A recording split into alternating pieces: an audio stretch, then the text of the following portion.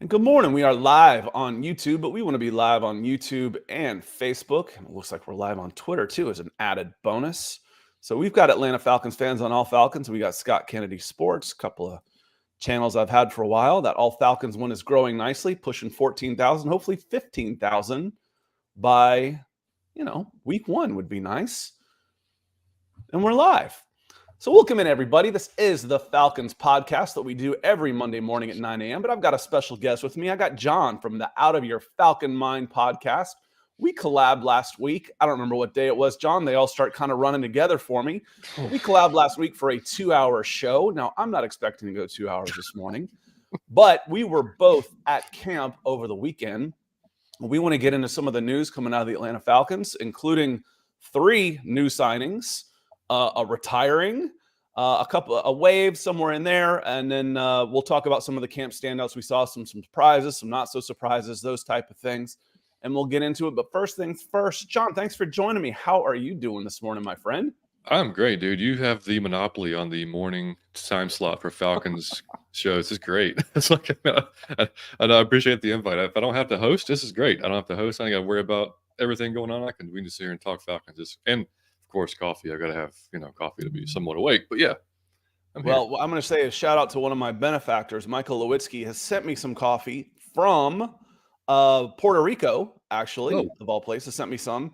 And the mug I'm drinking it out of comes from one of our Bronco fans that we do when we do the Mile High Huddle podcast from Lion Coffee, and that's Patrick. So my listeners keep me well caffeinated. That's for sure. That's how we do these morning shows. But with my schedule, with kids and sports and everything, I can only do morning shows. So I'm like, you know what? That works out because while I love y'all, my priorities right now are, hey, I want to go watch my kids hit baseballs and softballs. Agreed. Yeah, I'm right there with you, man. If I had multiples, I'd probably be in the same boat. But with just the one, I could handle it a couple of days a week. So before we get started, though, I want to say hello to some folks that have come in the chat. Michael Ranquillo was in nice and early. He says, "Good morning, Scott, on the Falcons podcast." And Michael is one of our crossover fans. He is a Denver Broncos fan who always supports all the shows we do. And he's out in Arizona, so he's up bright and early with us every morning. Yeah, thanks. So appreciate it. And John Harrell comes in. And John, I know you've got some questions. We'll get into those too. He says, "Good morning, happy Monday," because he also came in with a super chat, coming in with a $10 yellow super chat. He says, "Keep that forehead glowing." Oh man, the lights will be on and they'll be bright, and you'll help keep my forehead nice and shiny with the super chat coming in. So appreciate it. Jackie coming in, Jacqueline Galloway. She says, "Good morning and rise up. Can't wait for this episode." Jackie. And she's supporting the show as well with a yellow super chat coming in with $10. So thank you very much, Jacqueline.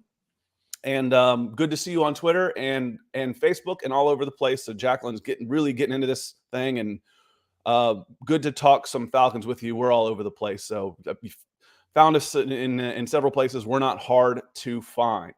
I want to say hello to Roderick Cook. He's across the pond, so we're international in the mornings too. That's one of the other benefits of doing the mornings, John, is we get a lot of international NFL fans, which is kind of cool. Roderick is over in England. He says, "Hey, Scott and all, looking forward to this." Well, appreciate it. And one of John's questions when he came in, he saw clips of Troy Anderson getting burned by Bijan Robinson. Are you concerned? I actually was thinking about this, and it brought me back to some old camp memories and arguments I had with former NFL defensive linemen about what to be expected. No, we'll get into that in a little bit. But John, I want to give you first crack at John's question because you weren't there on Friday, but you probably saw the clip. Kevin Knight had a nice one that got stolen by some people and then repurposed by NFL and ESPN of Bijan Robinson making a move off the line and then taking a pass that was just a shade overthrown and making a nice one-handed juggling catch to bring it in too. So, what were your thoughts on that, as it was Troy Anderson that was being posterized on that play? Yeah, I'm not worried at all. It's a one-on-one type of drill. There's nobody else on the field. There's no pass rush. There's nothing going on. So, you're looking at, Bijan's got some of the quickest feet in the NFL, and he hasn't even taken a snap yet. So, yeah, I'm not worried about that at all. You're going to see those types of things. You're going to see guys win and lose back and forth in those types of situations. So, not at all, man. Troy, I think will take another good step this year because, he, if you watch the documentary they did on AtlantaFalcons.com, which was on the website, I'm sorry, the YouTube channel, which was fantastic, by the way, about Troy Anderson. They even said about, I think his parents said like he only goes one speed, and that's basically, we saw that last year. He only went one speed, and it was 100 miles an hour. I think with it slowing down for him this year, he'll be just fine. But yeah, that one play, nah, I'm good, man. He'll be just fine. Yeah, I agree with you on John. And John, when I saw this, am I concerned? No, not at all. If it was a one-on-one with a wide receiver in a corner, I still wouldn't be concerned. In those one-on-one passing drills, it is so skewed towards the offense that they should be a 90% completion rate on those. Yeah. There's no pass rush. There's no defensive line. You've got a stationary quarterback who can set his feet and make a throw. You've got no safety help. And even worse, if you're in the middle of the field, because they had Bijan lined up in the slot at the time, you've got 20 yards to this sideline and you've got 30 yards to the other sideline with no inside help, no outside help, no over-the-top help, no nothing, and all those things. I don't mean this to sound as goofy as it's going to, but it's probably true. If you didn't get your hands on me at the line of scrimmage, I could probably beat Troy Anderson with an NFL quarterback throwing at me 5 yards off the line. One head shake this way, catch, done. It is so skewed towards the offense that if you get a defensive player that can even keep close, you've got something. You're talking about Bijan Robinson here. He should eat Troy Anderson's lunch on something like this. He should eat Mike Singletary's lunch. Who's the other big Brian Urlacher? Any inside linebacker you want to think of in that situation, no one should lay a finger on Bijan Robinson. Right. Am I concerned about Troy Anderson? No. Am I excited about Bijan Robinson and what he can do in that area? Yes, I am. Because if you get a one-on-one matchup with a linebacker, anything but an all-pro type of safety in the slot, Bijan Robinson, not only is he going to catch it, because if I catch the ball, I'm in trouble. He's going to kill me. I said I might be able to get open and catch the ball, but I don't want to get hit. Bijan Robinson is going to catch the ball and then do some damage once he's got the ball out there in the open field. So you shouldn't be concerned about Troy Anderson one bit in coverage, because covering a running back in the slot in the open field with no help at all is really impossible. It's really impossible for those. Great question though. I had that similar argument with a defensive lineman at a camp who was talking about this 200-pound defensive end abusing these offensive tackles. I'm like, but dude, this drill is completely set up for the defensive guys. He's like, what do you mean? The offensive guys know the snap. I'm like, yeah, but there's no running game. There's no guard help. There's no threat of the run. I'm like, let's run and put some pads on and see how that's doing. You want me to see the best pass rushers in this situation? Let me go get some cornerbacks and line them up against these 320-pound kids. They'll never lay a finger on them. Anyway, which also now you can tell my coffee's kicking in, John. Which also leads me to remind people, whether you see something really good or something really bad, it's still all internal. Oh man, Troy Anderson got cooked. I'm worried. Okay, well, maybe Bijan Robinson's that good. Yeah. Okay, so it's one of those things you don't really know what you've got until you're playing somebody with a different colored helmet on the other side of you. Yeah, I could have got the same North Falcons Talk Show says, morning, gentlemen, in office and Airbuds locked in. Have a great show. Thank you, sir. Thank you, sir. Raymond Collins says, good morning, fellas. Appreciate you being here. Absolutely. Carrie coming in from your channel. Good to see you again, Carrie. Says, good morning, Scott and John. What an awesome way to start the morning. A Monday morning. We want to get you kicked off right. Sure. Albert Knopper's coming in with some support. Albert is the one that made this mailbox for me. So when we're going to do some, I'll have to do a mail-in segment and start pulling in some, at least pull out, make it look like I'm pulling out in the mail, like, hey, here's your mailbag. Flip side of this, he is a Broncos fan. So kind of cool. So thank you, Albert.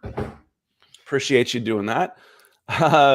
Anthony PR, another PR comes in and says, morning, did you say coffee? Yes, we did. Yes, we did. Lots of coffee. Benny Smith said, good morning, rise up. One Nation Underground. He's saying Bengals Bearcat fan. Let's go. All kinds of Cincinnati there. So I'm sure you are a Ritter fan as well. So we'll get back into the chat just a little bit as it starts opening up, and all the alerts start finding their way. But I want to get into one of our topics at hand, John, which was camp standouts. Mhm. First guy that comes to mind, I said, who stood out to you at camp? Who's the first guy that comes to mind for you? Probably Clark Phillips. When we were there on Thursday, he had a great day. And also Akuda had a really good day on Thursday as well. He got the same treatment there, the same Bijan treatment you were just talking about. He got Matt Collins, to move on him, called a pass. It got all over the internet. Akuda's trash. Didn't show any other clips that he was, just blanketing guys and going up with London in the end zone and knocking the pass down or anything like that. But yeah, no, I mean, you can tell that that DB battle is going to be really, really fun to watch for the entire training camp into preseason. D Alford had a good day, and D's going to be. I mean, Clark's going to be right on D's tail, man, trying to get that spot. Zach Harrison had a good day on Thursday. He had 2 to 3 possible sacks, it looked like, and that's what Arthur said after the practice. He said, he let the play keep going to see what was going to happen offensively, but had he stopped it, Zach was in the backfield there for a couple of sacks.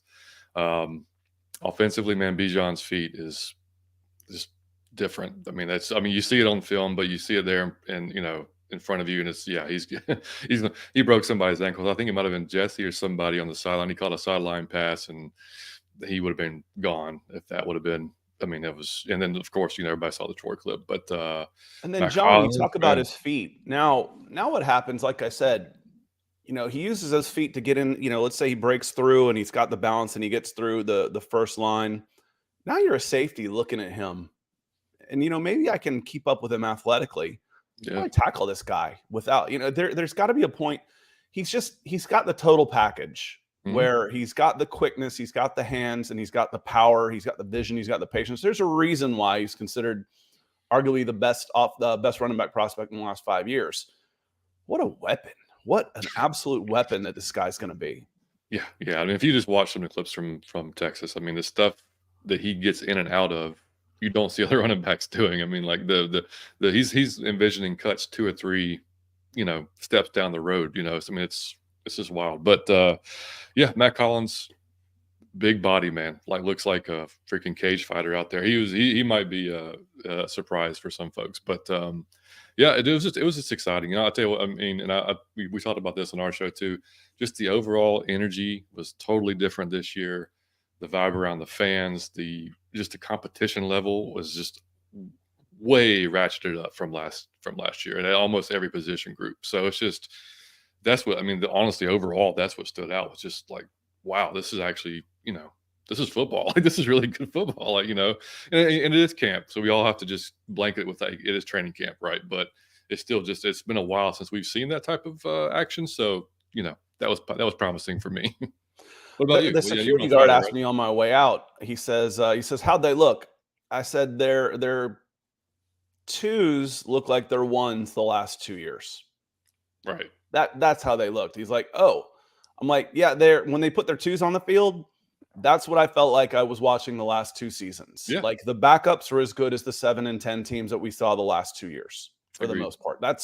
And several of those guys that we saw as starters last year in 2021 are backups now if they're still under contract, which is that's probably a good thing. Clark Phillips, I think, was an easy one. That was oh yeah. All the kid does is make plays. He wears that 34 out there, and despite that 34 means running back to me, when I see it in a Falcons uniform, the first person I think of is big play Ray Buchanan. Yeah. And I see Clark Phillips just flying all over the place, the middle of the field, slot, line of scrimmage, backfield, just making plays. John, I don't see any way you're going to keep this guy off the field in 2023. Yeah, I agree. I don't know. I mean, D is going to be having to really. Somebody asked me. Well, actually, no, they asked on last night on Smitty and Berto's show. They asked if, and Berto asked me if I saw Clark possibly taking Okuda's spot at CB2, and I don't necessarily see that happening just because of the skill set that Clark has is really kind of more for the slot. He's not. I mean, like, speed isn't quite there to cover some of your top wide receivers maybe in the league. Now, technique, I mean, is you can have great technique, but I don't know. I can't see him taking that CB2 slot. But Yeah, I mean, I agree with you. I mean, D is going to be, I mean, he's going to have to make some plays and really, really have a hell of a camp to keep that job. And the fact that he had a year, he's got more experience. And we've talked about it on the show. D may start with the job, but Clark may take it. A few 3 or 4 weeks into the year. Who knows? But that's like you said, he's a pick six. What, yesterday or Friday? I mean, The way I see it is you play with 5 defensive backs a lot. a lot, yeah. A lot. You're in Mhm. a nickel package a lot. I think he could easily be one of your 5. For sure. However you want to label him. And it's funny because Arthur Smith is the one that, he got on D-led about, are you one of these guys who has to feel like you have to have a wide receiver, WR1, WR2? I feel that way about Clark Phillips. It's like, oh, well, if he's not, well, who's your CB2? Who's my DB5? Yeah. That's how I think of it. He to me, I want him more because I agree with you. I don't necessarily want him out on the boundary. I want him in the middle of the field to take advantage of his playmaking ability. 100%. A Tyrann Mathieu type, the honey badger. I don't want a honey badger trying to lock up one guy who's probably got 5 inches on him and is probably faster. Correct. I want him in the middle of the field where he can use that big old brain of his and his football instincts and his playmaking ability to make plays. He's the defensive playmaker. I want to say hello to some more folks as the chat is opening up as we're getting in. D. Sloan coming in says, good morning, fellas. Great to see a collaboration on a Monday morning. Rise up. Yeah, and I guess in a couple weeks, there will be a bunch of us together, and we'll all have some more information on that. I think it's August 19th. We're going to get together over in Marietta, and a bunch of us will be together. So that'll be kind of fun. Jordan says, good morning, fellas. Good morning to everyone in the chat. Good morning to you as well. Ryan Adonis coming in and following up on our talk about Bijan Robinson making Troy Anderson look bad. He says, I would hate to see that the Bijan just made a great play. It's practice. And again, it's also heavily skewed towards the offense in that when I was scouting players, if I could find someone that could even keep close to the offensive players in those type of drills, I had something. I'm like, okay, that's a guy. It's like, yeah, but he got beat. I'm like, yeah, but he's right there with him. Yeah. And it's so heavily skewed towards the offense that's a guy I can count on when the pads come on. Boy Bangley, he comes on. He says, do you think people have been making way too much of practice reps? People overreacting as football is just getting started? No Shut way. Up. There's a hot take. Boy Bangley, yes. Always. Absolutely. Both positive and negative. Twitter scouts, whatever we want to call them. Absolutely, John. Oh, yeah, 100%. I mean, that's what we even said after. We did a show on Thursday after we took a nap from being out in the sun all day. But that's something we said was like, take everything we say with a grain of salt because they're in shorts and it's practice and it's not only that, it was the second day of camp. So, I mean, it's all internal. That's the other thing. It's all internal. So, yeah, exactly. So, like I said, the biggest takeaway for me was just like you said, seeing the difference in the talent level that's just marketably better than it was last year. So yeah, that was the biggest thing for us. And just if you see like I said, you see a guy lose a rep, yeah, that's not going to be the first or the last. I mean, and it's not nothing to freak out about with anybody like that. I mean, we're not going to know about some of these guys until 6-7 weeks into the season, much less 3 or 4 days into camp. So yeah, a lot of it's made of but it's just like the summertime. People have to have something to talk about, have to something to write about, so they're going to take clips and doing it won't stop. Page. No, Mr. Bangley, it won't stop. There will be. I call week 1 the season for overreaction. So either they're all trash or they're all garbage. Man, what you see in week 1 could be completely foreign to what you see in week 5. I remember 2021. Do you remember the game? I think it was against the Eagles. Arthur Smith's first game against the Eagles in 2021. The Eagles were coming off like a 5-11 season. They weren't very good either. 6-10. They were right there. They had a similar record. And they came in and absolutely manhandled the Falcons. Oh, yeah. Just physically abused them in the trenches, both sides. I was like, and the Eagles weren't supposed to be very good. I was like, oh my God, I don't know how the Falcons are going to win a game. I know. If they're this bad in the trenches, I don't know how they're going to win a game. They won 7. Yeah. They were 7-5 8. I guess that was the first 17 games. So 7-9 Mhm. the rest of the way. Damn near played 500 the rest of the way after that game. Yeah. But yes, people will overreact week to week, play to play. And we're so starved for live action right now that we're gonna hang on to it. Look who's Dude. in the house. Hey, Smitty, Smitty. Sports Machine is in here. He says, "Good morning, fellas. Good morning to you, Smitty. Appreciate you checking in." Devin Green over on Facebook. He says, "Rise up to you as well." Tony Wright over on Facebook says, "Good morning. Good morning to you as well." Tony. Jason Heller says, "Good morning, sir." Scott, he's knighted me, by the way. If Troy Anderson sticks with Bijan, then we should have the best inside linebacker in history, especially in that drill. Oh, You yeah. know, again, you've got both sides, no help, wide open fields. Yeah. I mean, I don't have to stay with them for 30 yards in a game. No, dude. I'd I be turn him concerned if loose. he didn't. Yeah, I'd be really concerned if Bijan didn't cook him in that in that drill. Yeah. I mean, like, Again, no, I'm not concerned. The drills are so those one-on-ones. The passing is heavily skewed towards the offense. The pass rush is heavily skewed towards the defense, just flat out. Compared to what you will get in real football in game situations. That's just flat out. Let me see. Bodie 3000 coming in on the Cody. Out of Your Falcon Mind podcast says, "Good morning, Scott and John. Rise up, family. Good to see you. Good to see you." Brother. Pamela Johnson coming in as Miss well. Pam. Says, "Good morning, Scott and John." Well, good to see you, Pamela. Welcome in. to- Appreciate you got- being here. Got to meet Miss Pam on Thursday. That was awesome. Well, cool. Very cool. And hopefully we'll get to see a lot more of y'all this year. Rusty Moore says, "If, and it's a big if, Jeff Okudah has a great year, can we financially afford to give him a contract and then have to give AJ a new contract in 2025? I know we paid Dez pennies, but that's still a lot of money tied up in 2 cornerbacks." That's a great question, Rusty. And it's one of the things that I have talked about you want to see from Jeff Okudah. You want Jeff Okudah to have the type of season this year where they're saying, can they afford to keep him? Can they afford to keep him? What are your thoughts on that, John? 100%. Yeah, you want to have that problem. You know, that's an issue and yeah, I mean, Dez's contract, of course, does help, but I mean, you know, he's not going to command the same contract that AJ is going to because he hasn't done it as long as AJ has done it. If he goes up there and proves he's a solid number 2, the contract won't be as steep. You know, it still may be a good contract, but nothing that's going to break the bank. You know, that we have to sit there and worry what we're going to do, you know, 3 or 4 or 5 years down the road.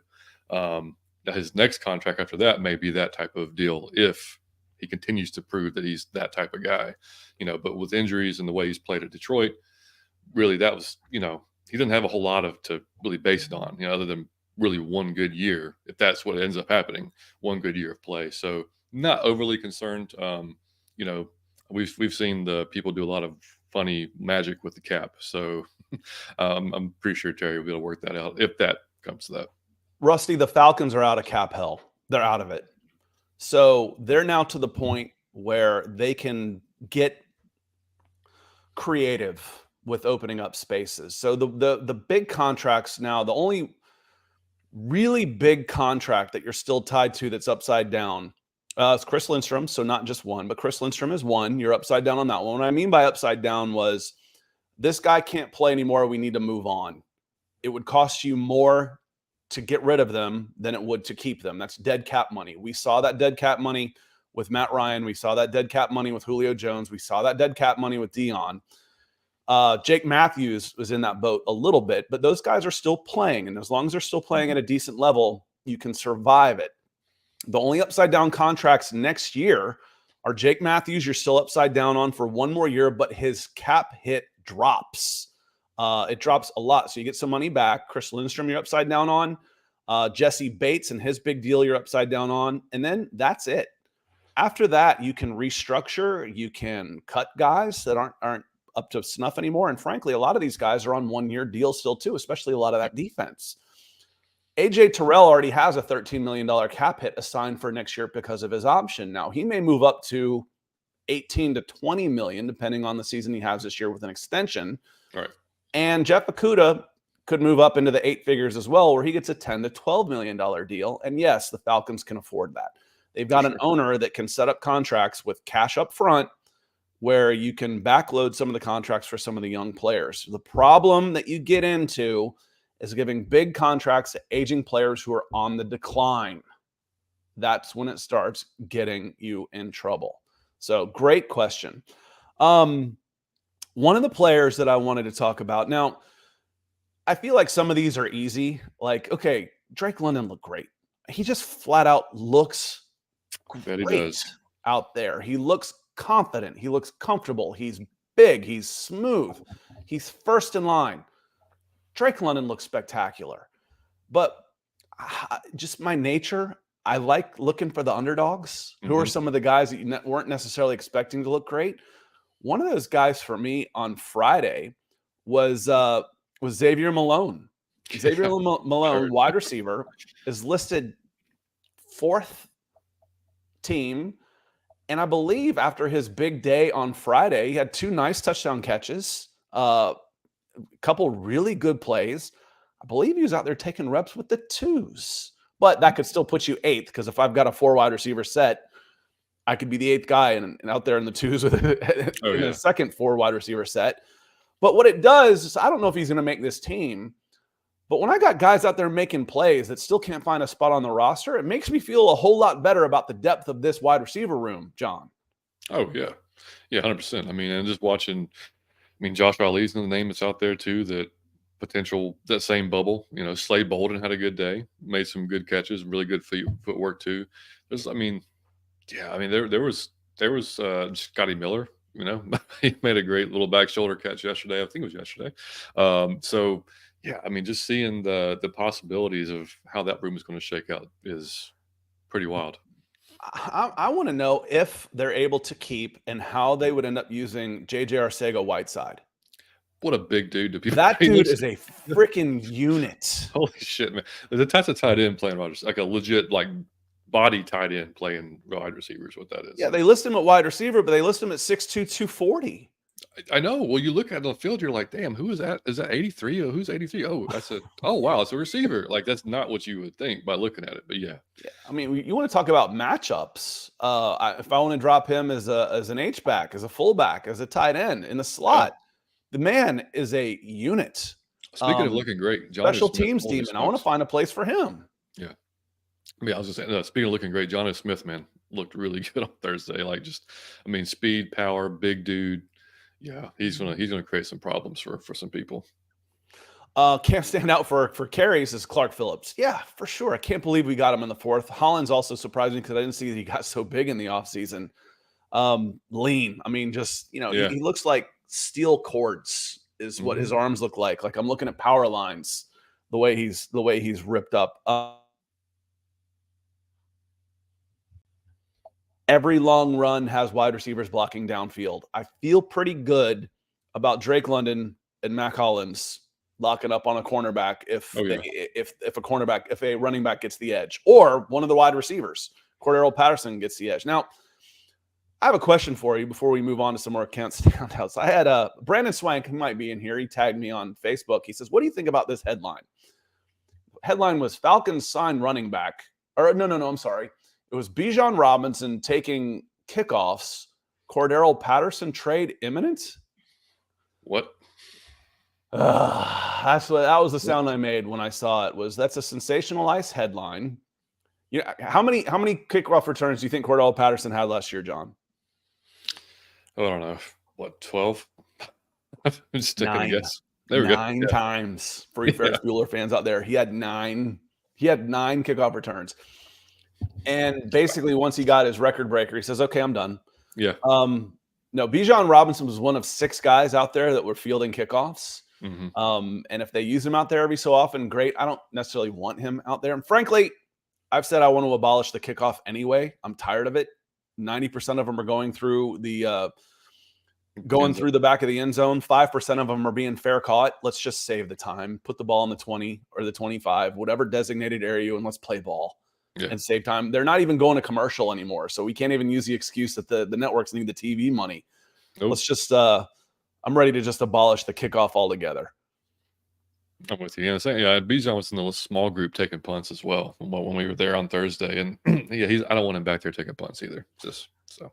And Dave says, "Good morning. I need the Falcons defense to be nasty." We mentioned some new signings too, and I don't think we hit on all of those. But on defense, they've brought in 2 new guys. Eddie Goldman retired again. I don't expect him to get a third chance with the Atlanta Falcons. I think that ship has now sailed. Didn't cost him anything to bring it in, and they brought in Justin Ellis. What do you know about Justin, the new defensive tackle nose guard for the Atlanta Falcons? Just a large human, man. Like 350 pounds-ish? Yeah, somewhere around there. Yeah, so, that's what Eddie Goldman was supposed to be, is just that kind of just middle, man-eating type of position out there in the middle. I don't think it's anything crazy. Justin will be, if he makes a squad, obviously you've got to cut it down to 53. He'll just be that rotational guy in the middle to, eat up space. He's not going to really rush the passer all that well or anything like that. But not a crazy signing, but good as far as depth. Never have enough depth on the line. So. I mentioned, John, the twos look like the ones from previous years. His profile is pretty similar to Tyler Davison, who started 15 games for the Falcons in 2021. Maybe not quite the length, the lateral movement, but big body inside, a lot of experience, plays a lot of games. Good rotational guy. That is a nice pickup for the Atlanta Falcons to replace Eddie Goldman. And frankly, what were we expecting from Eddie Goldman? We were expecting a Pro Bowl year? No, we were expecting backup reps to back up David Onyemata, see what Taquan Graham could do coming off his knee injury, who looks just fine, by the way. Just fine. Yep. And be part of a rotation and some depth. The linebacker they brought in, they got some guys with tough names just to mess with me. I went with the easy one first. Kamoko Toure, he was signed, and he had some special teams in his background. Is where he had made a lot of his money, but he was with Indianapolis for 4 years. And in 2021, he had 5.5 sacks for the Colts. And in 2021, 5.5 sacks may have led the Falcons. As sad as that is, yeah. So he good size on this guy, 6'5", 250 pounds. He's going to look very similar out there to a Lorenzo Carter. But his 5.5 sacks came on just 225 defensive snaps. All right, just because I'm mean, no pun intended. He had 5.5 sacks. This is kind of a running impossibly. You can't believe how bad the season was for Steven Means. Oh my God. He had 5.5 sacks on 225 snaps in 2021. In 2021, Steven Means had 0 sacks. He had 2 tackles for loss, and he hit the quarterback twice. So Steven Means hit the quarterback twice in 692 snaps. Oh, shit. This guy had 5.5 sacks on 225 snaps. Multiplied by 3, hell, he's a Pro Bowler. Man. With Steven Means minutes. Extend that, man. 700 snaps on defense. So, John, going back to the twos look like ones used to. I mean, talk about an upgrade there. I feel bad picking on Steven Means all the time, but I said it was statistically impossible how unproductive he was. Someone should have, in 700 snaps, someone in front of him should have blown an assignment where he comes free to the quarterback and gets fall a sack. Down, trip on something. That happens once a game. Right. I mean, damn, that's unbelievable. Yeah. But I think that's a good signing. And it's clear that Nielsen likes those big body types. I mean, it's pretty obvious. I mean, with some of the Zach Harrison being drafted, obviously the guys he had in New Orleans. So, yeah, he fits that mold. I mean, another good guy to put on the rotation. But Ryan asks, he says, who is it that says we even need to give Okudah a big contract? We have Clark Phillips sitting right there to take over if needed. Yeah, that's good options to have. I'm just saying, I want Okudah to have such a great season that you have to ask the question, oh, man, he's going to be a $10 million guy. Should we re-sign him or not? I would love to have that discussion. Yeah, that's the same discussion we had with Caleb McGarry last year. He's in the same boat. First round pick, underperformed, didn't get his 5th round option picked up, so he's a free agent after year 4. Performed really, really well in year 4 and got a big free agent contract going into year 5 instead of a 5th year option. I would love. Daniel Jones was that guy, quarterback. He went from I'm not worth a 5th year option to $40 million a year. Now, That's the kind of season I want Outta to have. Do I want them to pay him $40 million? No, that's not what I'm saying. I want him to have a special year for the Falcons in 2023 where he gives himself options and he gives the Falcons a big question mark. What do we do? Do we re-sign this guy? Because that means he had a good year. And if he had a good year, the Falcons are going to have a good year on defense. That's what I'm looking for. But yeah, give him the options. Have such a great year. You give yourself the options, et cetera, et cetera. 100%. Yeah. The more competition, the better. That's only going to make them better. And that's the cool thing to see in the DB room right now. And it's good. Do you see that competition between AJ and Outta as well? Like they have something a little special going on between each other as well. Because the same draft class, AJ talked about Outta being the number one high school DB, before they came out, and he always had kind of a inner rivalry with him, trying to, obviously he was drafted after he was, obviously AJ's had a better pro career, but they're pushing each other. But they have a really good relationship. It looks like just watching them on field, it seemed like they're pushing each other. I mean, like I said, I think Jeff's gonna have a good year. He has a different confidence about him, and we talked about it on the show too. Jeff he's never experienced really kind of what he experienced in Detroit, where he went from nothing but success at Ohio State. Yeah, you're at Ohio State. You're a big man on campus there. To you're basically no help. You're the guy at Detroit all of a sudden. Then you get hurt, which he hadn't really had any injury problems, and then couldn't come back off of that well enough. And so it's just kind of it seemed to me like a change of scenery, just kind of what he needed, and then to be around this particular group of guys with this coaching staff may be the perfect combination. I hope crossing everything I have, but could be. It's important for no one stands to benefit more from Jeff Outta having a big season than Jeff Outta. Big time. I mean, he could be getting $40 million at the end of the season, with no doubt about it. He could get a 3-year, $45 million with 25 guaranteed if he has a good year this year. Ryan Adonis says, I think it's time to give up the past 2 years of sack totals. We had freaking Dean Pease and no money into the defense. I think it was more about the latter than the former. I think Dean Pease did a very good job with what he had. I'm not ready to give up talking about the past 2 years of sack totals for this reason. The national media has completely glossed over the improvements that the Falcons have made on defense. Just 100%. Glossed over it. Yep. Like I said, they just signed a guy off waivers who would have led the team in sacks. That would have been that would have been the starter 2 years ago, who might not make the team this year. They put a ton of money into the defense, and the only thing anybody from the national media can say is, well, Desmond Ridder, he's not very good. He's not very. How do you know he's not very good? One, and two, okay, even if he's not that great, why are you completely ignoring everything else the Falcons have done? Because they've built a pretty good units, several units out there. Yeah, just lazy. So that's the one for me is I'll keep talking about the sacks. They've got a bunch of new faces and they've got a new defensive coordinator, but their defense was just so outmatched from a personnel standpoint. Yeah, and it shouldn't be this year. That should be an absolute reason. We talk about reasons for optimism for the Atlanta Falcons going in. One, I say, look at the offensive weapons they've got and then look at their ages. Drake turned 22 last week. Kyle is still 22, and I think Bijan's 21. Yep. Tyler Algiers just turned 23. I think I looked him up, and he's 23 in 110 days. So he'll be 23 all through this season. Desmond Ridder you mentioned, he's paying him pennies, so you're able to put a pretty good team around him because he is. If they hit on a third-round quarterback and he ends up being even average, it's a cheat code with the talent you're able to put around him.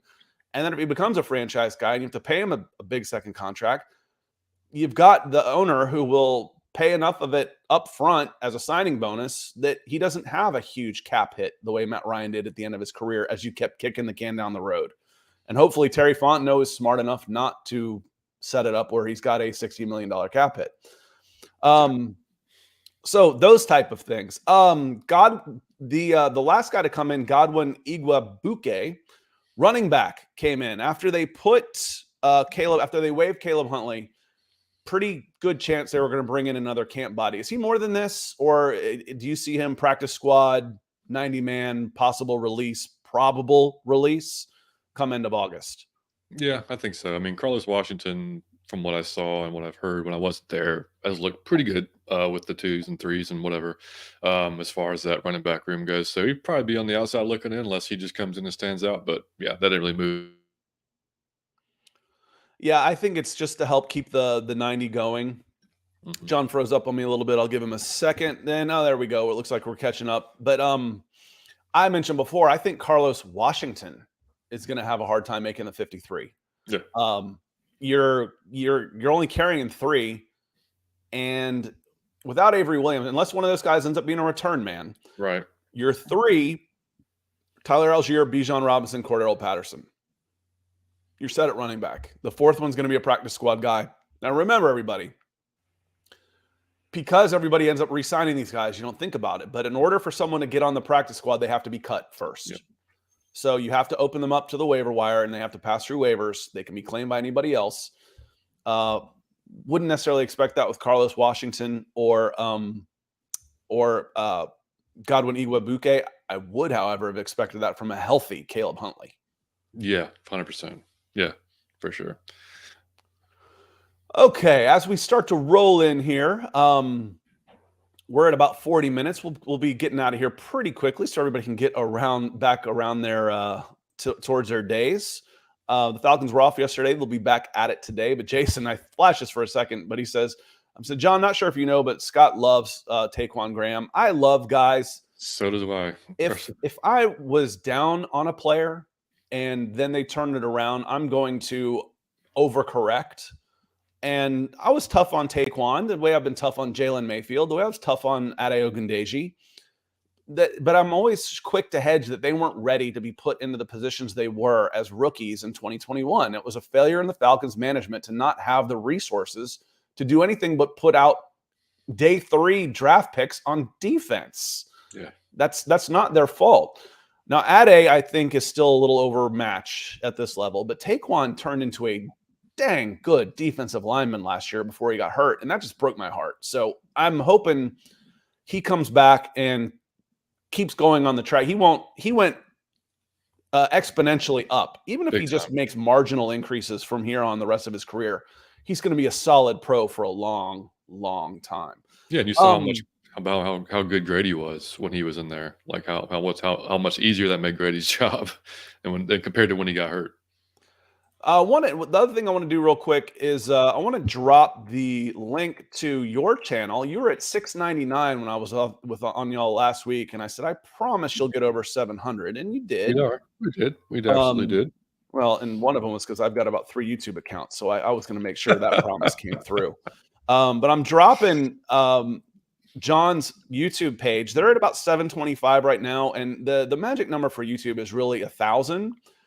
So as they get to 1,000, then things really start opening up, and they're doing a really good job. I had a good time on their podcast last week. So if you're reading this on my channel, give them a subscribe, give them a follow. We'll do some more collabs and whatnot. Scott, you're not going to miss the days of seeing Jaleel Johnson, Timmy Horn, and Abdullah Anderson starting. Timmy Horn could be that I was rotation. a big fan of Abdullah Anderson. And again, as the underdog, you know, he was coming off a practice squad waiver wire pickup, and I thought he was the best guy the Falcons had. I thought he turned into a pretty good pro and did a really good job for the Falcons last year, and I was really surprised when they cut him. That said, you're not wrong, Ryan. I want Abdullah Anderson to be in the rotation. I wish he was still with the Falcons on the second team. I think he did a really good job. I'm a big fan of Abdullah Anderson, but I wanted him to be a second-team guy. And if he is a second-team guy, it speaks well of your first team because he's not better than David Onyemata. It's funny. You were talking about the national media. I read an article, I think it was last week, and they were talking about literally in the article it said the Falcons had done absolutely nothing in all caps to improve their pass rush this year. And they noted signing. They basically said Bud Dupree and somebody, I think it was maybe Caden Ellis, and they referenced it saying that maybe they're too old or they're just failed guys from the previous teams. I'm like, Bud Dupree and Onyemata is 30 years old, the same age as Grady Jarrett. Like we all know how Campbell is, but I mean, we're not worried. We're not he's not going to come in playing every snap. We know that already. So I mean, like you said, just a blatant, just like pretending like it didn't exist, like we didn't even make those signings or any upgrades. It's like hilarious to me. That hey, No, that's cool though. there's not that alpha guy out there. No, it's not. But he wasn't available. That guy wasn't available in the draft, hasn't been available in the draft in the last 3 years, or I think the Falcons would have gone edge. I think the one guy you really need to watch for, okay, if I wouldn't have taken Bijan Robinson, I would have taken. And one of those guys that was on my list was Lucas Van Ness, was someone that you're going to keep an eye on. I don't know that I would have taken him. I would have gone Jalen Carter in that spot. I'm Right. on record, and I do not reverse engineer my takes. So I would have traded down or taken Justin Fields and Terry Fontenot's first. Last year, I would have taken Kyle Hamilton. This year, I would have taken Jalen Carter. Those are the 3 guys I would have taken. That doesn't mean that these guys are bad players that they took. No, keep stacking good players. You will be just fine. Bijan Robinson is an easy guy to get behind. Drake London looks great. Kyle Pitts is ready for a big season this year as well. But I've said I don't know that you're going to have anybody that gets double-digit sacks with the Falcons this year, but you could have 5 guys, 6 guys get 5 or more. Great. Because you're bringing guys in. Calais Campbell, David Onyemata gets pressure up the middle. Caden Ellis had 7 sacks in 11 games last year. We bring Jesse Bates up the middle. You should have better coverage on the back end, which lets you get more creative with Caden Ellis and Troy Anderson. Bud Dupree should be a backup. Lorenzo Carter could get 5 or 6. So there isn't that alpha rusher, but there's more good guys out there, and there's more talent all around the field that will let you be more creative on defense. I don't blame Dean Pease for anything the Falcons defense wasn't able to accomplish last 2 years. They were out there with Grady Jarrett, AJ Terrell, and castoffs from the Bears and Titans.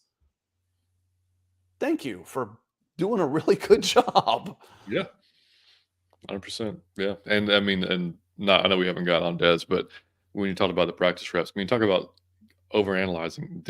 Every one of Dez's throws have been picked apart, man. It's like he misses one, he throws a pick or whatever. I mean, it's been the Twitter's been something else the last 4 or 5 days. It's whatever it's again, called. Whatever it is. Tis the season for overreactions. And the thing is, it's not even overreactions. I mean, it is, but on so little input.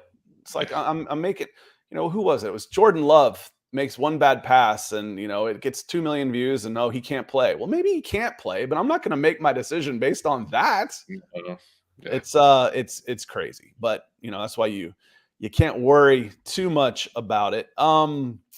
Let me see. I thought I had one more I wanted to show. I did. I wanted to show 95 North Falcons talk show. He says, Timmy Horn is a sleeping monster. Don't overlook. I'm not discounting anybody, not even Jalen Mayfield at this point. Yeah. I'm just happy that you don't have to count on a guy like Timmy Horn. Yeah. That you don't have to say that Timmy or Abdullah Anderson. I loved Abdullah Anderson last year. I love Taquan Graham, but I'm glad that I'm not relying and placing the health of this season on his knee, who just got repaired.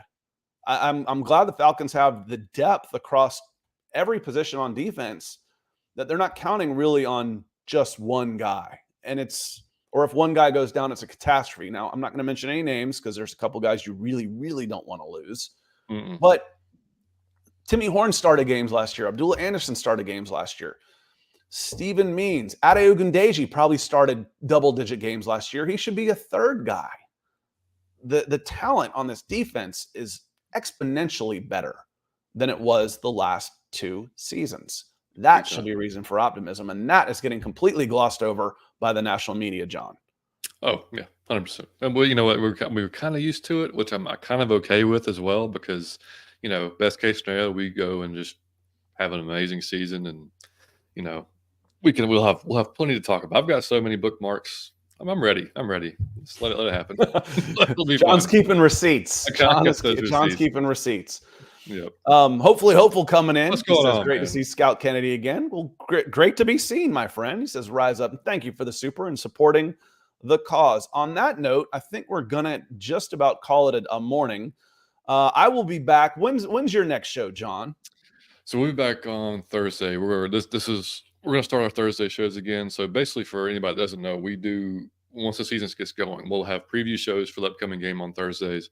Then we'll have a recap of that game, either on Sunday after the game, or depending, and Scott knows, on my son's baseball schedule, it may be Sunday after the game, it may be Monday, it could be Tuesday at the latest. But we'll normally have 2 shows during the season, and we keep it going year round. Though we'll in the off season we keep it going. We have draft. We live stream the draft this year with our friends from the New Millennium Falcons podcast, and I mean we talk Falcons year round, so kind of like you. So I mean we'll keep it your going. next show is Thursday. Yes, Thursday. Okay, there we go. We got to keep this short. We got to Not bad. quick. I start rambling. Yeah, I start wandering. I'm like, wait a minute. I said, when's your next show? Not draft. Don't start talking draft. Yeah, Thursday. It's Thursday. Go and see John, Out of Your Falcon Mind podcast, and you can look up Out of Your Falcon Mind on YouTube and find them real easy. I put a link in this chat earlier. It's in the description on all of our sites too. On that note, I'm going to get out of here. I will see y'all on Wednesday morning at our regular scheduled time. We'll be back at 9 o'clock to talk some more Falcons camp as we inch closer. It's getting close, y'all, as we get closer to the first preseason game. And we get to see some of these new faces for the first time. I know I'm excited. I hope you're excited too. Thanks for being everybody. Thanks to John from the Out of Your Falcon Mind podcast for joining me this morning. Y'all have a great week.